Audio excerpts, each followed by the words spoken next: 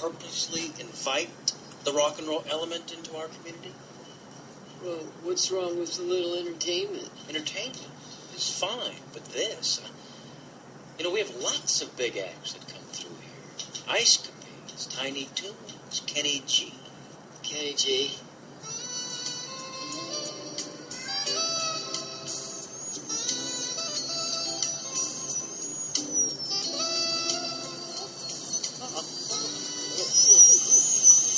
Dr. Bones, Dr. Bones, Dr. Bones.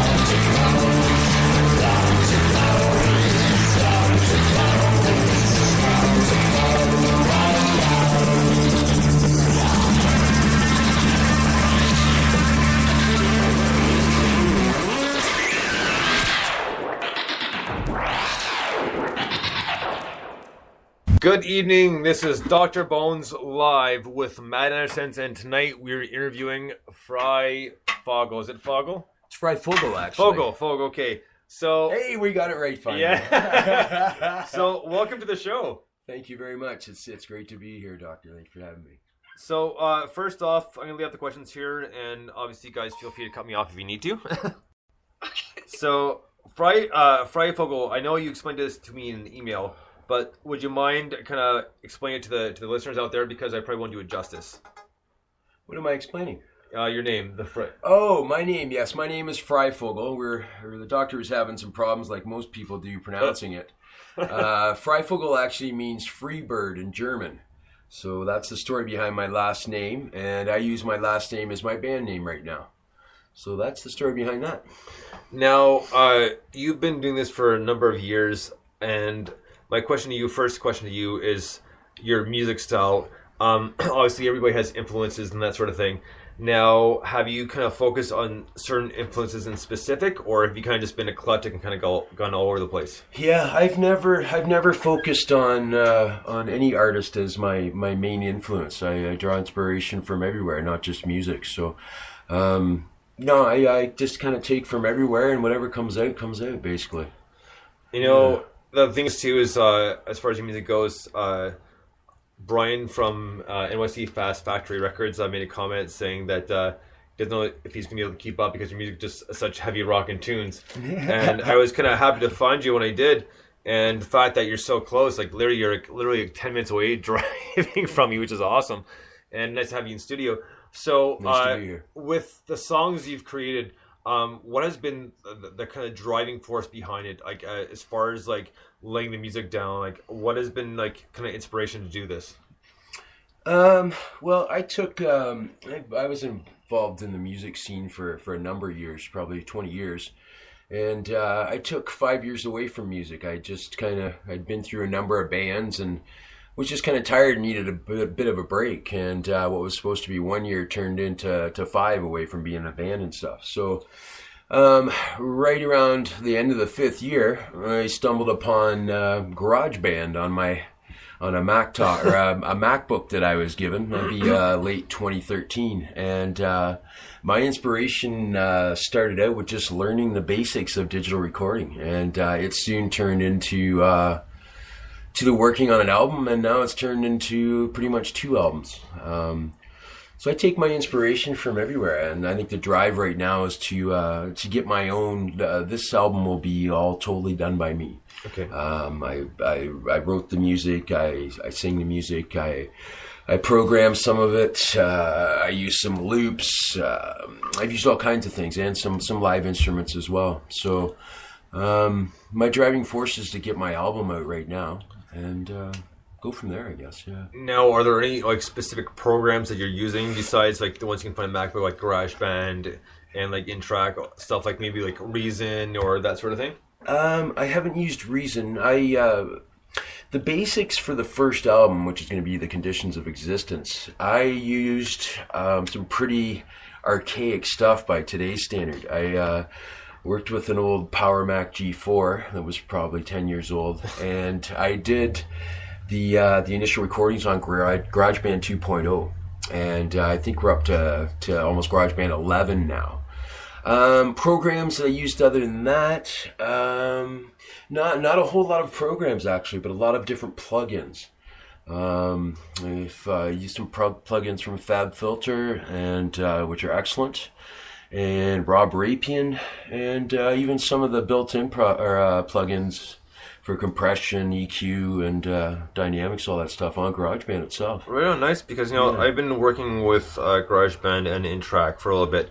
I'm taking a little bit of a break just because I've had a couple issues that I need to fix with my guitar. Unfortunately, she's a little hurt right now, so so not working the way I want her to. So I need to get her fixed. Yeah, but I understand that, and I was telling Catherine and Nolan that I really, from just doing that alone, from just doing a few songs, kind of just basically, I understand the kind of frustrations and the dedication that goes into it. Because I had one song that we did play on our Music Saturday show.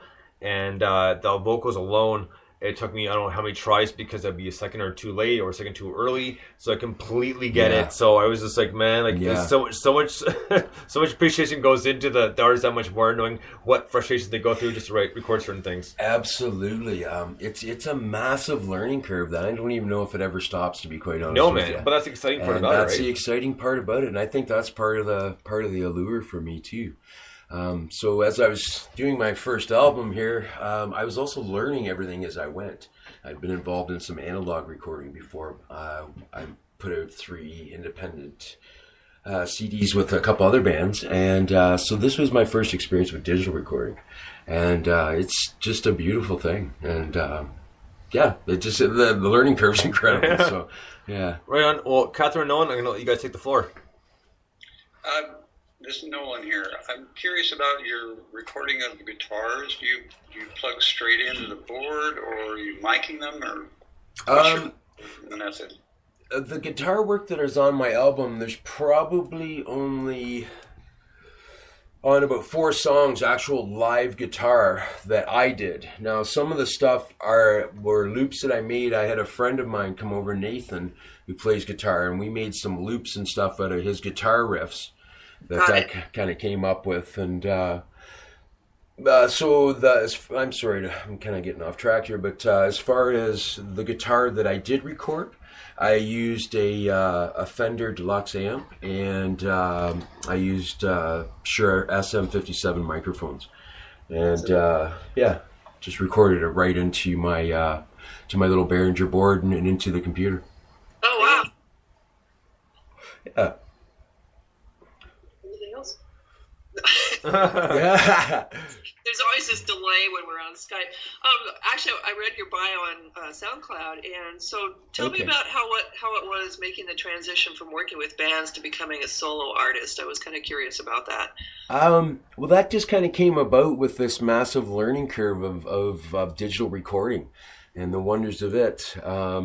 It's been awesome for me, actually. Because I play a bit of everything, but I don't play anything very well. My thing's always been singer and songwriter, and I can mess around on the drums, the guitar, and the bass, but I'm not proficient at it. So that's always been kind of a drawback for me. So getting into the whole solo thing and working with MIDI and loops and all those wonderful things has opened up a whole new world for me. It's really expanded my songwriting capability, as well as the styles and genres I can play with. That makes a lot of sense. Any more questions, or do you want me to get into my next one? Okay, Brian.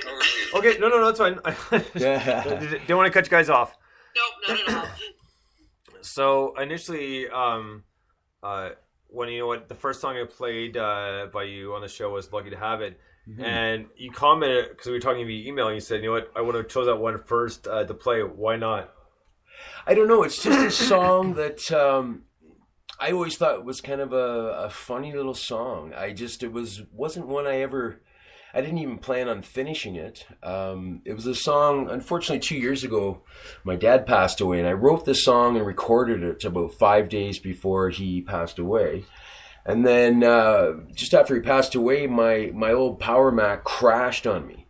So I didn't hear the song for another 5 months, and then I finished it. And it's just a song I just didn't think of anybody picking to play. Right. So, you know what? Yeah. I'll be honest. You know, when I first saw that was the only song that was free to download. So so that's why I went with it. Like, Excellent. I'll be honest with you. I'm not gonna lie about it. Oh, here I thought there's all this magic behind it. Oh, jeez. Okay. There's magic behind the lineup it was in, but the song itself, like, because my mixes for songs are last minute changers a lot of time, just because I don't like the way I think in my head at first, and I think it's like, no, it's not gonna flow well, so I'm gonna put this one in its place. Yeah. And usually I'm right, so Yeah. it's gone fairly well. So yeah, but that's the reason why I chose that song. So. Excellent. Yeah, I appreciate the honesty. Yeah. Well, I've no reason not to be anything but honest to you. So good stuff. what we're gonna do is right now we're gonna take a quick break, and since we're talking about it, we're gonna get to a song by FryFogle, and this is called "Lucky to Have It." Got it again. Dig it.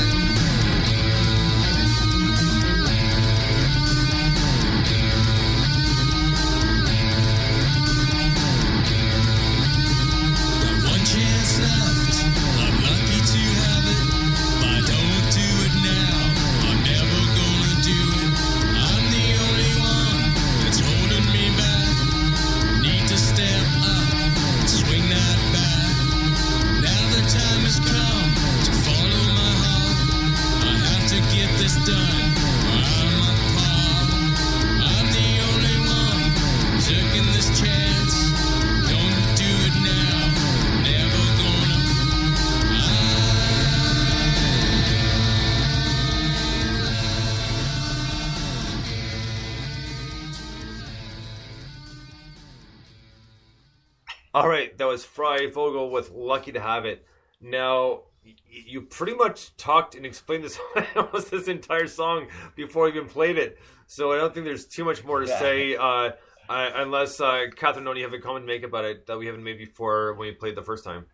No, I think we're good here. Okay. Great song. Good song. Oh, thank you very much. Oh, I yeah. appreciate that.